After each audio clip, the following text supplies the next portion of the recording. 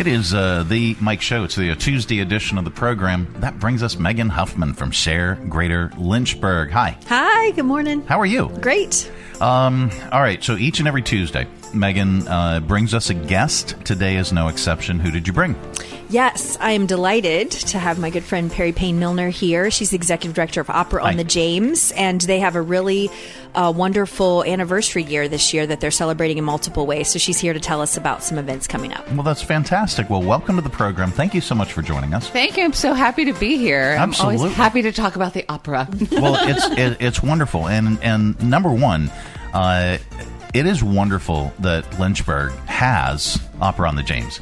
This is fantastic. And how many years has this been? So funny that you should ask. We are celebrating our 20th anniversary this year, which has been an amazing celebration. We've had just a wide range of programming, a lot of programming. And, you know, we have these fabulous young artists who come twice a year for 5 weeks, and they are amazing. They clamor to come to Lynchburg, all of them from New York. We audition hundreds of them. They're dying to come here. They love the experience. They love the way we treat them. They love the coaching and the professional guidance that they get. But everything we do is crammed into those 2 5-week chunks in the spring and in the fall because we work them to death. Yeah. So this month, we sort of had our real 20th anniversary kickoff. We did a art show at Findings with 20 local artists given a prompt from one of our seasons. So I was there. That was great. That was so much fun, and we've sold 9 of the 20 pieces. Nice. Wow. And then we have the kids, the young artists. They're not kids; they're 30, but I'm 60, so they seem like kids. But they're out doing Hansel and Gretel 25 times around the city, and then let's see, we did 2 one-act operas that were more like musical comedies, comic, English. Operas 2 weeks ago, and then we've done concerts for Westminster Canterbury. We're doing one for Dante Alighieri, and then next weekend we have our Cheers to 20 Years 20th birthday bash, and it's going to be at the Academy Warehouse, and we have a big crowd coming. We have an auction. We have the young artists singing. Can you still get tickets to that? Oh yes, there's still tickets. Not many, but yes, and you should come. And it's so act quickly. Yeah, come on down. It's March 29th. It's March 29th at 6. There's dinner. There's drinks and dinner, an auction, and then performances, cabaret style, by our wonderful young artists. And it's not all opera. They do opera. They do musical theater. They do the American Songbook. It's so much fun. Oh, wonderful. Very, very And the cool. talent, I know, is going to be outrageous. It's It's not to be missed. I don't know if you all saw La Boheme this fall, but it was just.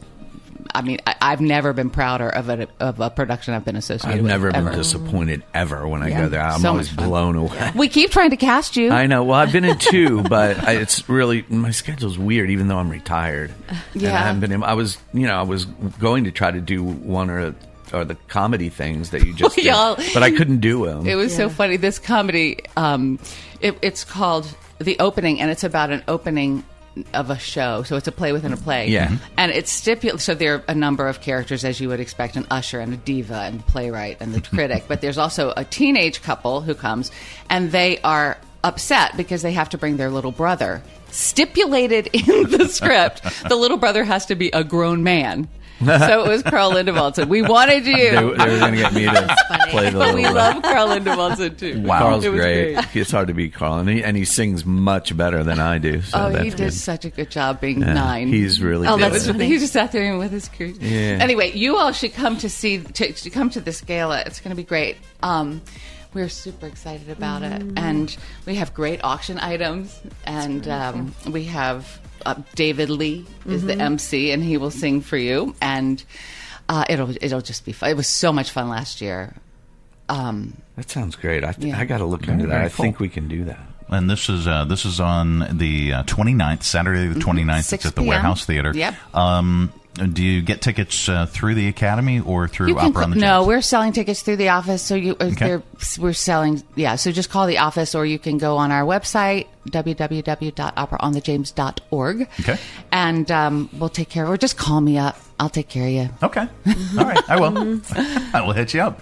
It is Opera on the James joining us today. So cheers to 20 years birthday bash. Yes, indeed. Congratulations on that. That's That is an incredible milestone. Yes. That's tremendous. 20 years of classy live opera in Lynchburg, Virginia. It really is a point of pride for the town. So 20 years ago, or just prior, how did this all come about?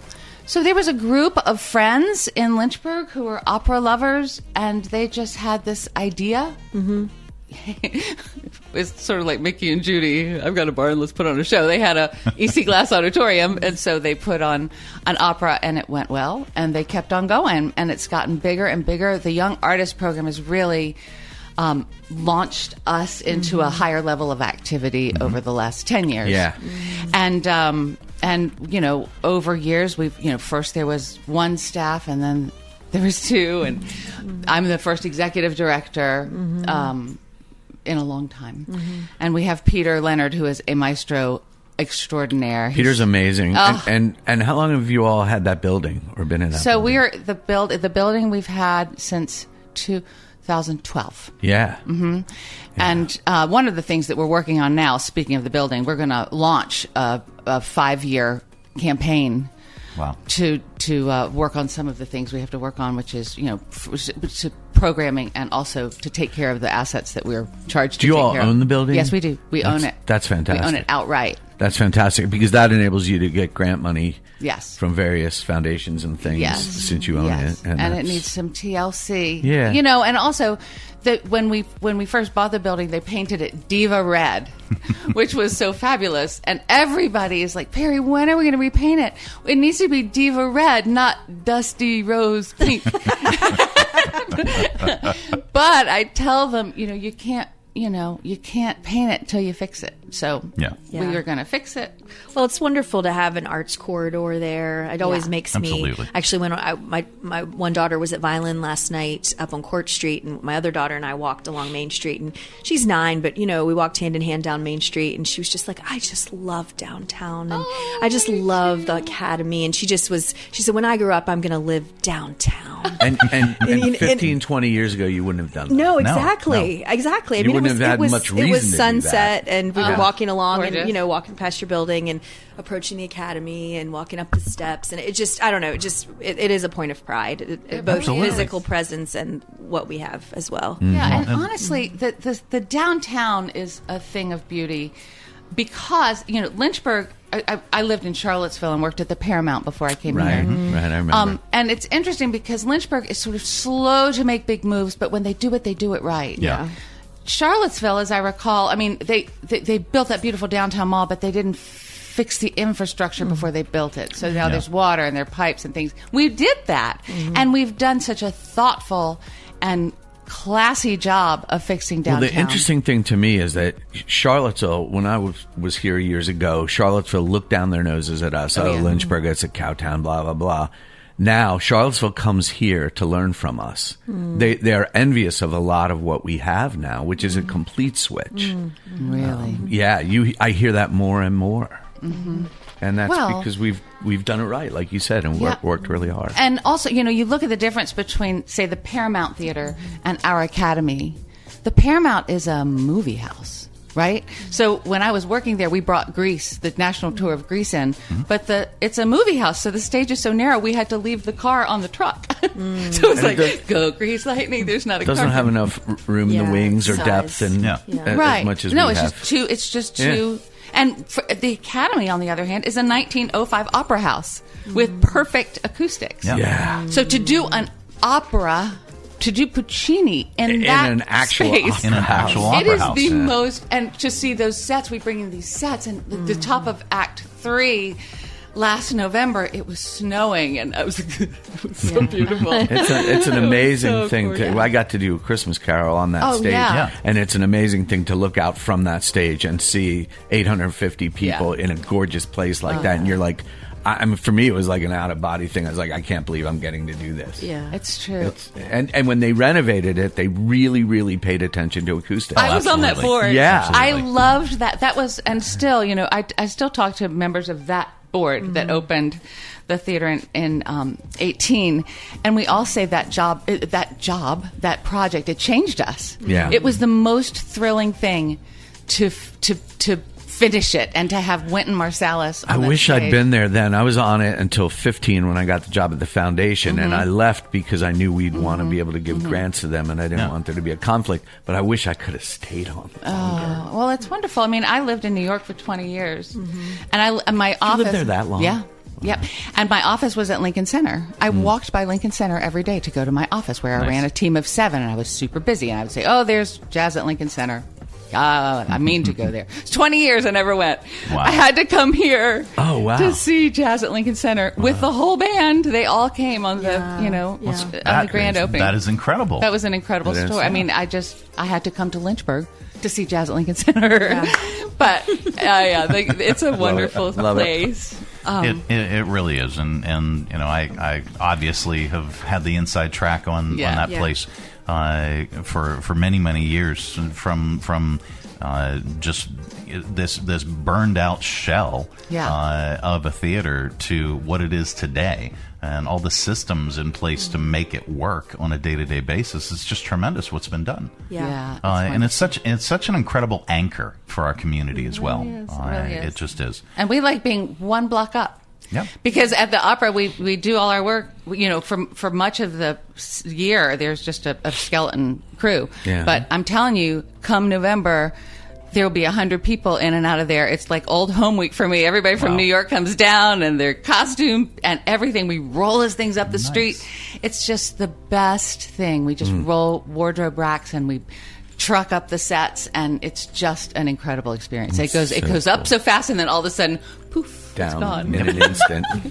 It's really great fun. Well, that is tremendous. It's Opera on the James, celebrating 20 years. Cheers to 20 years. Absolutely. 20th anniversary birthday bash. Yep.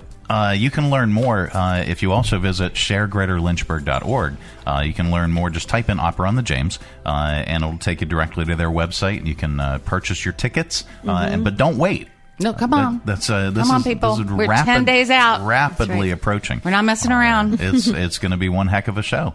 Megan, how are things going? Great. Yeah. The Share website's rocking and rolling. I think we have 98 volunteer opportunities listed right now. We're about to break 100, which is awesome.